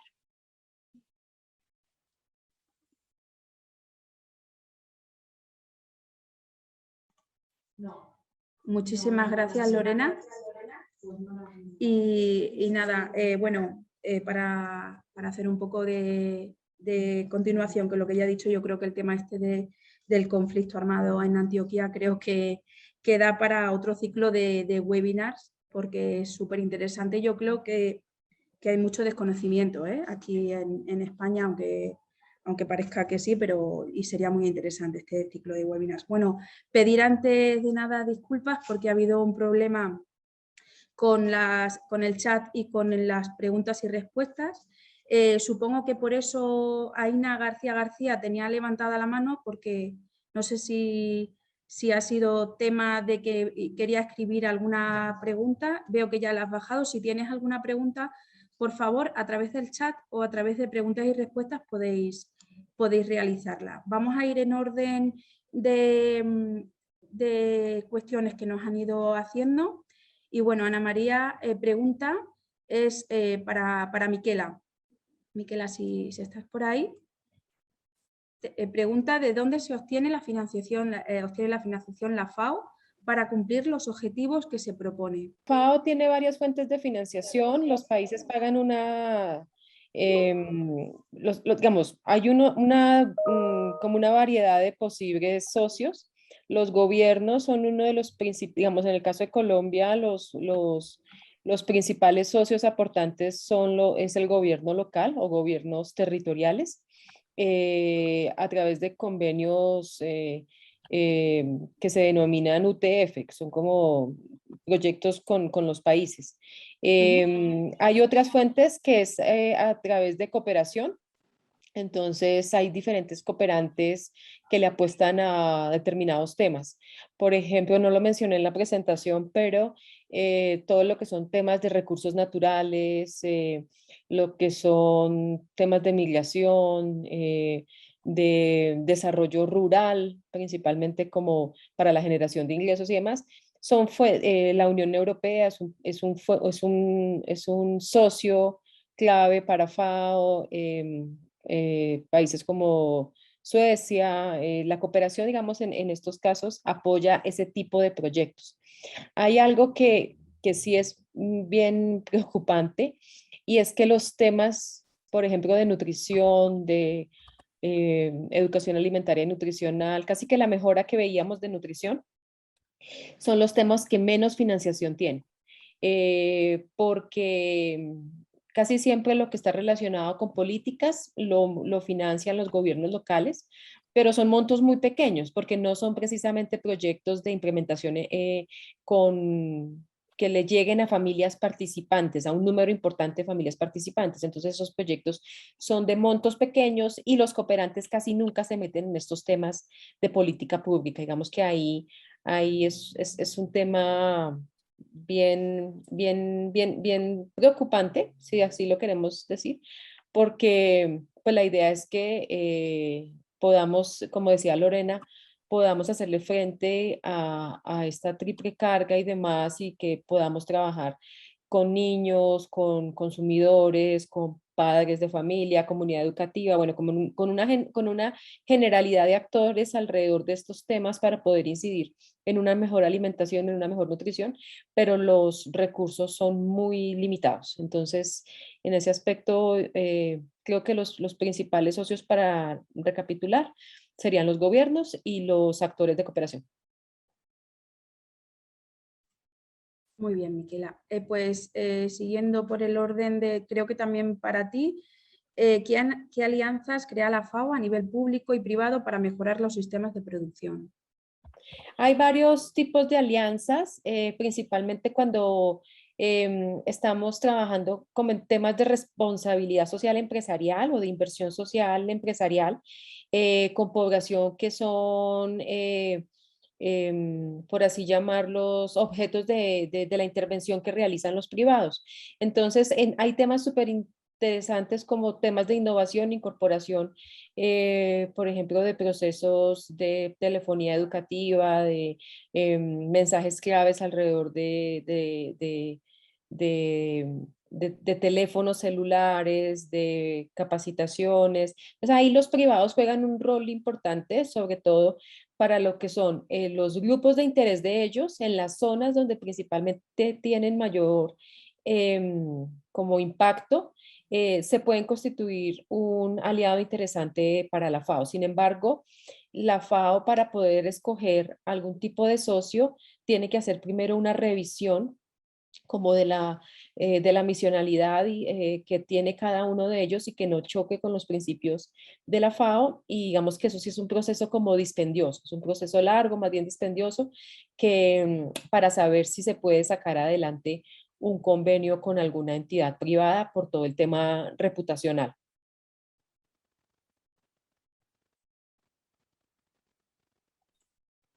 Veo que Lorena quiere también hacer mención a esta pregunta. Lorena. Bueno, no. Aquí pues es recalcar lo que dice Michela, pues la ayuda alimentaria, los programas alimentarios y nutricionales no abordan o no cubren a la totalidad de la población que está sin duda en inseguridad alimentaria. No lo hacían antes de que este problema se volviera, se agravara con la pandemia, y no lo hizo pues durante la pandemia. De modo que tenemos pues como un déficit en cobertura de programas alimentarios y nutricionales, pero que además la pandemia nos ha enseñado que no son suficientes, que con esta misma lógica de programas asistencialistas la situación alimentaria y nutricional no se va a revertir, sino que la situación que ya venía presentando el país y la que demanda ahora por la pandemia, por el conflicto con Ucrania, porque ya también estamos en un contexto geopolítico diferente que nos está diciendo que cada vez somos más vulnerables a estos fenómenos mundiales, es volver a la soberanía alimentaria, fortalecer la producción interna de alimentos, Entonces, todo esto que se mencionaba sobre el acuerdo de paz, el punto número 1 del acuerdo de paz, para los que no saben, Colombia en 2016 firmó un acuerdo de paz con la extinta guerrilla de las FARC, que había sido pues el grupo guerrillero armado de más larga data, ¿cierto? Ahora está en proceso con otros. El punto número 1 no es gratuito que sea la reforma rural integral, es porque se entiende, se comprende que en el corazón del conflicto armado que nos ha agobiado por tantas décadas en el país está atravesado por esa disputa del territorio. Y todo eso lleva a una cascada de asuntos, el desarraigo, el desplazamiento forzado, el desmantelamiento de la producción campesina, la utilización de la tierra para otros fines como el narcotráfico, la minería ilegal. Esto entonces reproduce las condiciones de pobreza de los campesinos y de las poblaciones urbanas. Entonces tiene unas consecuencias en todas las dimensiones y en todo lo social, tanto rural como urbano, y que es un asunto urgente de atacar. Entonces el tema del hambre, para concluir, no es un tema solo de asistencia alimentaria, de entregar unas ayudas alimentarias y unos paquetes alimentarios. El tema del hambre en el país tiene unas causas estructurales, históricas, que de no resolverse nos vamos a seguir entonces replicando las mismas estrategias por muchos años, pero finalmente no lo vamos a resolver, con el agravante de que ya estamos observando sino que se recrudece esta situación y se empeora. Y esto a su vez lleva a otros tipos de violencia. Puede que tengamos un proceso de paz con una guerrilla, pero ya estamos viendo que Colombia tiene una multiplicidad de fenómenos y de actores violentos ya por otras situaciones, entonces siempre van a emerger otras formas de violencia en el país. Sí, por eso decía profesora Lorena que yo creo que este tema da para otro ciclo de webinars, porque es la verdad que es muy amplio, y entiendo a raíz de todo lo que nos comenta cómo el hecho de no tener establecida una buena soberanía alimentaria está afectando también la guerra de Ucrania, entiendo. Correcto, porque recuerden que entre los 5 países del mundo mayores productores de trigo están justamente Rusia y Ucrania. Además, quedaron involucrados en el conflicto y eso tiene un efecto dominó en el mundo. Ustedes lo están viviendo como Europa, pero también acá. Creemos que el conflicto, porque se da en otras latitudes, no nos toca en Latinoamérica, pero nos ha tocado de manera muy profunda. Adicional a eso, dependemos en América Latina del 30% de los insumos agrícolas de Rusia. Y además de eso, Colombia particularmente viene en una devaluación del peso. Se está el dólar posicionando, fortaleciendo, y nuestro peso se está devaluando frente al dólar.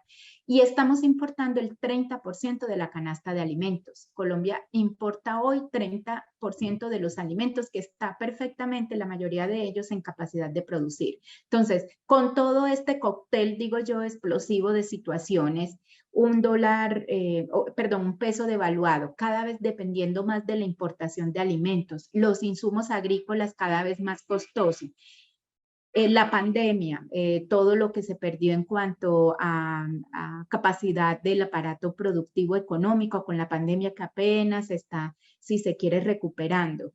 Eso es un llamado más que claro a que hay que fortalecer la producción interna de alimentos, ¿cierto? Un llamado a la soberanía alimentaria sin duda. Y ayer lo estaba diciendo el presidente de la República en la ONU, en la Asamblea General de las Naciones Unidas, donde por primera vez yo he escuchado que hay un pronunciamiento de un mandatario de Colombia que pone en el discurso institucional no solo la seguridad alimentaria, sino la soberanía alimentaria. Muchas gracias, Lorena. Vamos a continuar con las preguntas. La profesora Luz Marina pregunta para la representante de la FAO, para Michela. Según lo que nos mostró, los datos de hambre e inseguridad alimentaria en el mundo han variado poco tras décadas. ¿Qué nuevas visiones y estrategias han pensado para que haya una mejora real de la situación alimentaria de la población, sobre todo en la más vulnerable? ¿En cuáles aspectos estructurales pueden influir más?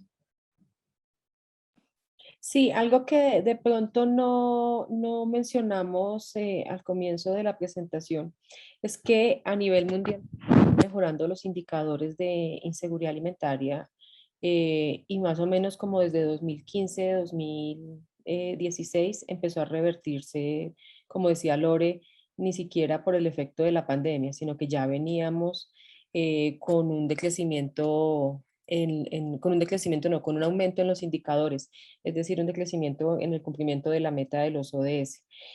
Ahí, pues digamos, básicamente a partir de las 4 mejoras que se mencionaron, trabajar alrededor de la producción, de la sostenibilidad de esa producción, que lo que se produzca sea una producción sensible a la nutrición, que no solamente estemos produciendo para la comercialización, sino que también las familias y los productores estén teniendo acceso a alimentos saludables. Y lógicamente, pues todo este tema de mirar cómo generamos ingresos a nivel local. Lorena lo acaba de decir, nosotros no podemos seguir dependiendo del tema de los agroinsumos, de los fertilizantes. Tenemos una enorme ventaja en Colombia y es que tenemos todavía pues, varios pisos térmicos, producción que no está sujeta a estaciones y por lo tanto podríamos tener producción muy seguida durante todo el año. Sin embargo, los efectos del cambio climático y todo lo que se está trabajando como con una agricultura climáticamente inteligente, pues son estrategias que se deben poner en práctica. La producción de alimentos sin tener en cuenta todo el tema de gestión de riesgo, es súper, pues digamos, es súper nocivo para los pequeños productores principalmente. Y nosotros un poco siguiendo como el discurso de ayer del presidente, nosotros no podemos pretender es que toda nuestra producción vaya a grandes superficies. Tenemos que abastecer nuestros mercados locales y esos mercados locales que permita tener acceso a alimentos, dinamizar las compras locales e institucionales, pero también que las personas tengan unos mejores ingresos porque pueden comercializar sus productos y los pueden sacar al mercado. Entonces casi que es volver como a esas recomendaciones de hace muchos años donde las prácticas de agroecología se vuelvan casi que una tendencia dentro de nuestro quehacer, que los mensajes, vuelvo y repito, que los mensajes alrededor de lo que es una dieta saludable, lo que decía Lore, de que el consumidor pueda tomar decisiones y no estemos solamente amarrados a las estrategias que tiene la industria para hacernos llegar a saber qué es una buena alimentación o qué no, qué debemos comer y qué no, sino que seamos conscientes de nuestra toma de decisiones y lógicamente mejorar el acceso al crédito, a la innovación, a la tecnología, a los medios productivos, es como de los temas principales sobre los cuales deberíamos trabajar. En la población vulnerable, lo acaba de decir Lore, nosotros no podemos devolvernos décadas donde estamos solamente trabajando alrededor de suministrar alimentos de emergencia y no hacer impactos en mediano y largo plazo y lógicamente eso cómo se relaciona con nuestras políticas territoriales y políticas que estén relacionadas con enfoque poblacional y territorial. No podemos desde el nivel nacional tratar de incidir en la toma de decisiones a nivel subnacional cuando estamos desconociendo una realidad poblacional, unos gustos, una cultura alimentaria, unas características territoriales. Entonces creo que ahí confluye como todos los temas en los que debemos trabajar, que no es un trabajo sencillo, pero que definitivamente requiere no solamente de la participación de los organismos internacionales, de los gobiernos nacionales, de los gobiernos locales y sobre todo de la sociedad civil, para que la sociedad civil participe en la construcción tanto de sus políticas como de los mecanismos de veeduría y seguimiento a las acciones que se trabajen a nivel territorial. Perfecto, Michela. Vamos a seguir respondiendo. Carmen Cuadrado pregunta, cuando ha comentado la adquisición de alimentos en Antioquia, no aparecen las legumbres, ni los cereales, ni los frutos secos. ¿Cuál es con su consumo allí? No sé si tenéis datos.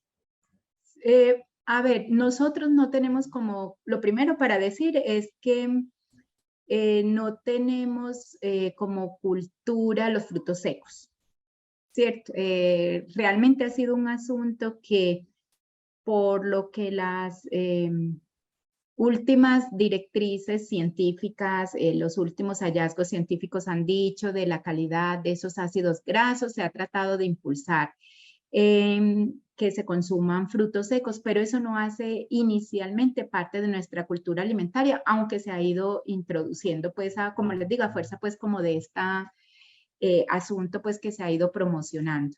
Cuando yo hablé de los mínimamente procesados, ahí están las frutas y las verduras, justamente en ese 54% con otros alimentos. No está discriminado. Sí tengo el dato, pero no lo tengo aquí a la mano, pero sí se los puedo mandar si es de su interés saber específicamente, pero dijéramos que en ese, porque esa clasificación no va, como les mencionaba, son 4 grandes grupos. Los mínimamente procesados, donde están frutas y verduras, también son los alimentos más naturales, ¿cierto? Los ingredientes culinarios, los ultraprocesados y los naturales y los procesados, ¿cierto? Que en los procesados están los panes, bueno, alimentos los quesos que tienen cierto nivel de procesamiento. Y ya los ultraprocesados, que son los alimentos que han perdido en gran medida su matriz nutricional, tienen muchos otros componentes o adiciones, ingredientes más artificiales, y el alimento pierde más su esencia y su carácter porque está más conformado por estos aditivos y estas otras sustancias. Entonces, en ese grupo grande de alimentos mínimamente procesados están nuestros tubérculos, plátanos y raíces, que ahí está, por supuesto, el plátano, la papa, que es tan consumida en nuestra región, el maíz y las frutas, las verduras, están esos alimentos. Pero sí está el dato del consumo de frutas y verduras de manera discriminada y, como les digo, se los puedo pasar. Vale, pues yo creo que si tienes el dato, simplemente porque lo tengan los participantes del webinar, pues aclarado la pregunta. Creo que la cuestión que dice Luz Marina es el problema no es de disponibilidad, sino de acceso y de la agroindustria, y se responde a una problemática que no es la real. Creo que, bueno, yo creo que es lo que Michela explicó cuando hablaba de esta problemática.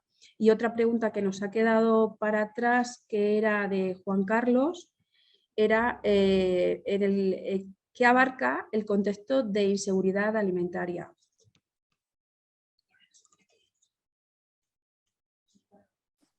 El contexto como definición. Un momento, Michela, creo que Lorena tiene que irse ya, por lo que estoy viendo, es que estoy con las preguntas y con el chat. Pues nada, despedirte y agradecerte muchísimo tu participación. Creo que estás en próximos webinars, con lo cual, nada, nos vemos en los próximos webinars. Muchas gracias. A ustedes, quedan en excelentes manos aquí con Michela y con todos los participantes, que terminen de tener una conversación muy amena. Muchas gracias. Muchas gracias, profe. Tarde para ustedes. Hasta luego. Buen día. Hasta luego, Lorena. Hasta luego. Pues sí, Michela, perdona que te... Sí, de pronto la pregunta está orientada como en los mecanismos o los instrumentos de medición, o sea, inseguridad alimentaria como que tiene en cuenta. Nosotros, digamos, desde FAO, cuando hablamos de pues, inseguridad alimentaria, cuando miramos el tema de percepción de inseguridad alimentaria que se aplica en el país con la ENCIN, como lo mencionábamos, se aplica una encuesta que es la encuesta latinoamericana y de los hogares de inseguridad alimentaria, y son más o menos unos 12 ítems. Pero la pregunta o sea, la orientación de las preguntas están más relacionadas hacia el acceso a alimentos. Si usted ha dejado de consumir alimentos, si se acostó sin consumir alguno de los alimentos, ¿sí? Está más orientado a acceso. Por eso digamos que un indicador múltiple en el que tuviera en cuenta no solamente el consumo, sino la disponibilidad, digamos que ese no no lo tenemos. Por eso nos toca combinarlo como con otros indicadores, que es el análisis que siempre hacemos de, bueno, si las personas no acceden a alimentos, también una variable proxy es el indicador de pobreza extrema, por ejemplo, porque no está accediendo a una canasta básica de alimentos. Pero también miremos datos de sobrepeso y obesidad, un poco para mirar temas de aprovechamiento biológico, datos de desnutrición de los niños, algunos indicadores bioquímicos. Entonces, digamos como que en ese sentido hacemos como una relación de diferentes indicadores para decir, bueno, esta sería la situación en inseguridad alimentaria a nivel nacional.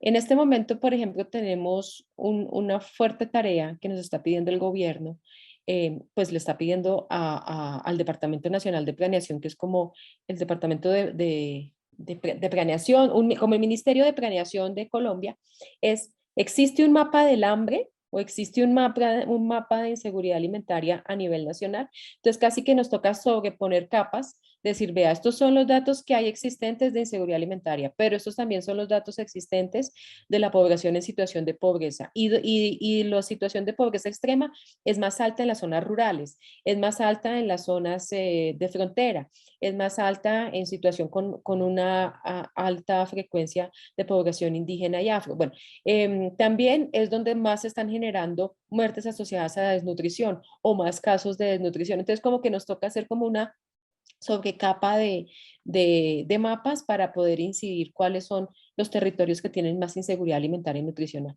Entonces, si tu pregunta está orientada hacia esos indicadores, pues hacemos como esa combinación de las diferentes fuentes de información, pero en general está asociada como a cada una de las dimensiones que se trabaja alrededor de la inseguridad alimentaria o de la seguridad alimentaria. Yo creo que Juan Carlos, la pregunta también la hacía porque yo creo que porque hay una diferencia lingüística. Aquí inseguridad la tenemos porque como ustedes más, lo mencionan más es más como a temas de calidad, inocuidad. Exactamente, más a temas de higiene, de alimentos, y aquí hablaríamos de desabastecimiento de alimentos. No, a lo mejor no se utiliza el término de inseguridad en ese. Entonces yo creo que venía también en ese contexto la pregunta. Muy bien, Michela, muchísimas gracias. Nada, paso la palabra a Xavi para despedir las jornadas. Bueno, pues nada, muchas gracias.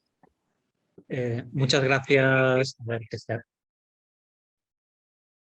nada, que se acoplaba. Muchas gracias a Michela, profesora Lorena, por la exposición. Muchas gracias a todos los asistentes que habéis estado en esta primera sesión de los 5 webinars que vamos a realizar a lo largo de estas semanas.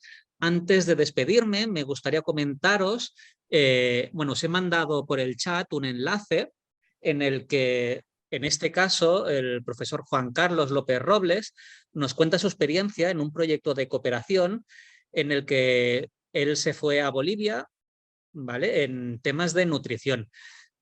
A lo largo de estas semanas os iremos mandando 3 de estos vídeos con distintas experiencias, proyectos en tecnología de alimentos, en nutrición, para que vayáis viendo que realmente las posibilidades que hay en realizar este tipo de proyectos y irse fuera y hacer una ayuda a la comunidad.